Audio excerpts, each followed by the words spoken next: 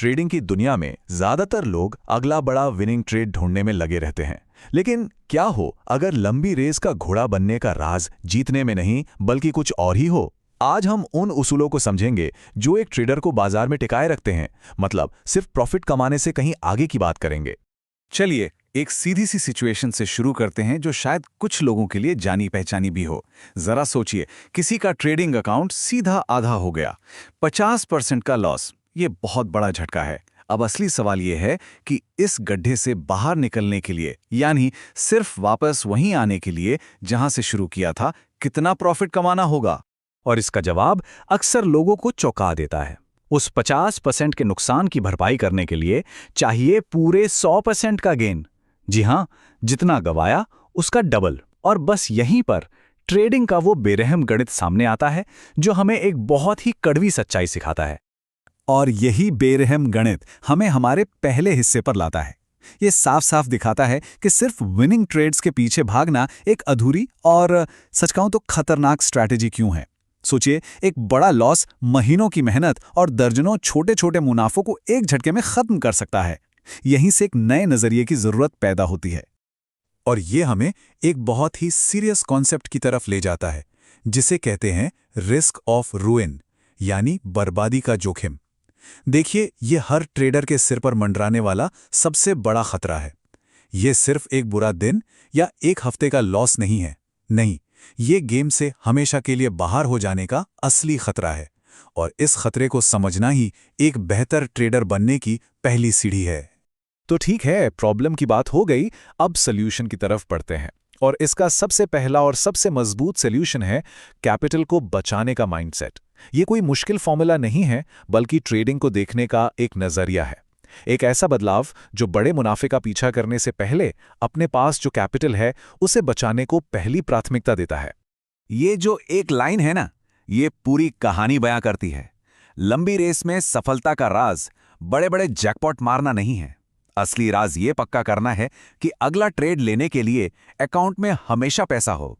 किसी भी ट्रेडर का पैसा ही उसका सबसे बड़ा हथियार है, और इसे बचाना सीखना सबसे जरूरी है। तो ये माइंडसेट असल में दिखता कैसा है?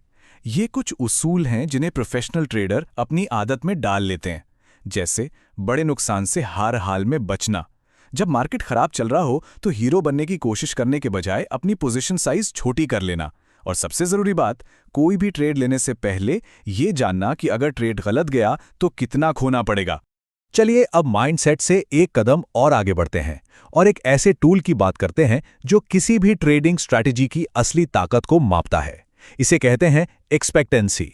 और ये किसी भी स्ट्रैटेजी का असली रिपोर्ट कार्ड है, ना कि सिर्फ उसका विन रेट। तो ये एक्सपेक्टेंसी है क्या भला?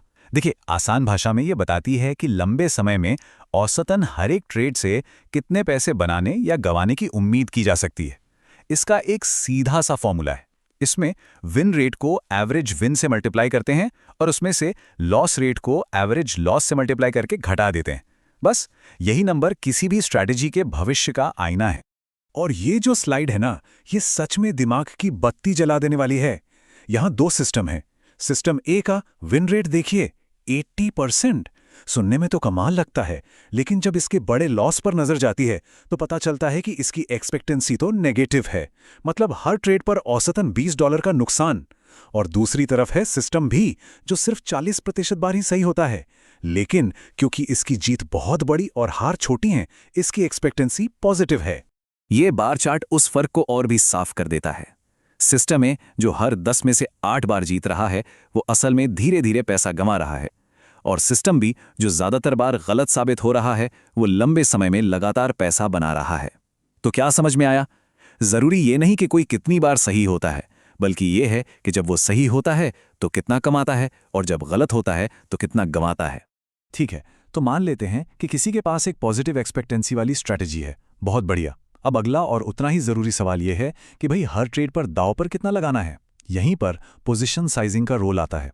ये वो तरीका है जो किसी स्ट्रैटेजी को असल दुनिया में लागू करने में मदद करता है और हर एक ट्रेड पर रिस्क को कंट्रोल में रखता है। रिस्क मैनेज करने के कई मजबूत तरीके हैं। सबसे कॉमन है फिक्स्ड फ्रैक्शनल। इसमें कुल कैपिटल का सिर्फ एक छोटा सा हिस्सा, मान लीजिए 1% या 2% ही किसी एक ट्रेड में रिस्क पर लगाया जाता है। फिर आते हैं वॉलेटिलिटी बेस्ड मॉडल, जो बाजार के उतार चढ़ाव के हिसाब से साइज एडजस्ट करने में मदद करते हैं। और केली क्राइटेरियन जैसे कुछ एडवांस्ड मॉडल भी होते हैं। अब जैसे केली क्राइटेरियन है, ये कागज पर तो अकाउंट को सबसे तेजी से ग्रो करने का फॉर्मूला देता है, लेकिन असल दुनिया में ये बहुत ज्यादा एग्रेसिव हो सकता है। एक भी गलत अनुमान बड़े नुकसान की वजह बन सकता है। इसीलिए ज्यादातर प्रोफेशनल ट्रेडर्स इसका एक हल्का वर्जन जैसे हाफ केली या क्वार्टर केली यूज करते हैं। ये ग्रोथ और सेफ्टी के बीच एक समझदार बैलेंस बनाता है, जो वापस हमारे कैपिटल बचाने वाले उसूल से ही जुड़ जाता है। और ये सारी बातें हमें इस चर्चा के सबसे जरूरी सबक पर वापस लाती हैं। देखिए, ट्रेडिंग का असली मकसद एक दिन में अमीर बनना नहीं है। असली मकसद है इस खेल में इतने लंबे समय तक बने रहना कि जो पॉजिटिव एक्सपेक्टेंसी वाली स्ट्रैटेजी है वो अपना काम कर सके। किसी भी ट्रेडर का सबसे बड़ा एज उसका सर्वाइवल है। इसे समझने का सबसे अच्छा तरीका है एक कसीनो के बारे में सोचना। कसीनो हर बाजी नहीं जीतता, लोग वहां जीतते भी हैं, लेकिन कसीनो हमेशा बिजनेस में रहता है। क्यों? क्योंकि उसके पास एक छोटा सा मैथमेटिकल एज होता है, एक बढ़त होती है, जिसे वो हजारों लाखों बार बिना किसी इमोशन के अनुशासन के साथ लागू करता है। एक सफल ट्रेडर भी बिल्कुल यही करता है। तो इस पूरी बातचीत से 3 सबसे बड़ी बातें क्या निकली? पहली, बड़े लॉस से उभरना गणित के हिसाब से बहुत बहुत मुश्किल है, इसलिए उनसे बचना ही पहला काम है। दूसरी बात, किसी भी स्ट्रैटेजी की असली पहचान उसकी एक्सपेक्टेंसी है, विन रेट नहीं। और तीसरी, डिसिप्लिन के साथ की गई पोजीशन साइजिंग ही वो ताकत है जो एक ट्रेडर को मैदान में तब तक बनाए रखती है जब तक उसकी स्ट्रैटेजी अपना जादू न दिखा दे। तो अंत में ये एक सवाल है जो हर ट्रेडर को खुद से पूछना चाहिए। अपनी ट्रेडिंग को देखिए और सोचिए, क्या यह कुछ चंद शॉर्ट टर्म जीतों के लिए बनाई गई है, या फिर ये उन मजबूत उसूलों पर खड़ी है जो आने वाले कई सालों तक इस खेल में बनाए रखेंगे। और इसका जवाब ही एक लंबे सफर की कहानी लिखेगा।